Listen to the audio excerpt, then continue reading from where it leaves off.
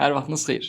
Növbəti danışacağımız mövzu noise to signal ratio'dur. Nədir noise to signal ratio? Bu konsepti mən İnanc Ayardan, o da Kevin'dan eşitdiyini deyib. Kevin bu konsepti izah etmək üçün Steve Jobs'dan danışır və onun noise to ratio'sunun nə qədər yüksək olduğundan danışır. Bu termin mühəndislikdən gələn bir termindir. Misal üçün radio dalğaları üçün bunu düşünə bilərsiniz. Cənub zonasında yaşayanlar bilər ki, orada bəzən İran dalğaları radioya daxil olur və danışmaq istədiyimiz aparıcı bəzən fars dilində danışan birisinin sözləri ilə əvəzlənir. Baxın, onu noise kimi görə bilərsiniz və ya xışıltı olur müəyyən qədər. O xışıltını noise kimi görə bilərsiniz. Dinləmək istədiyiniz aparıcının sözləri isə signaldır. Və signal to noise ratio bir növ insanın məqsədləri və o məqsədlərdən onu saxlayan şeylərin müqayisəsi üçün istifadə olunur və hamımızın bu formada noise to signal ratiosu var.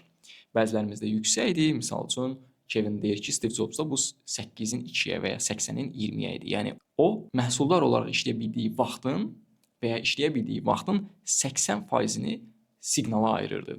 Məqsədlərini ayırırdı. Geri qalan 20% onun üçün noise idi. Yəni həyatımızdan bir necə siqnal və noise nümunəsi verim. Misal üçün maşının yağını dəyişdirmək noisedir. Hansı aksesuarı taxacam onu seçmək noisedir. Yəni xışıltıdır, belə deyə bilərik. Başqa misal üçün paltar alarkən çoxlu paltar seçimi etmək, buna saatlar ayırmaq noisedir.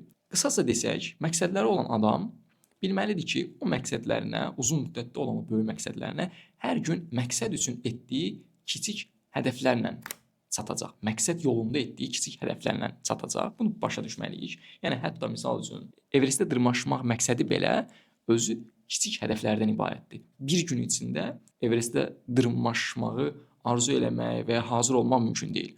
Amma bunu illərə bölüb hər gün atılan addımlarla, çatılan hədəflərlə uzun müddətdə Everestə dırmaşmaq belə real bir məqsədə çevrilə bilir.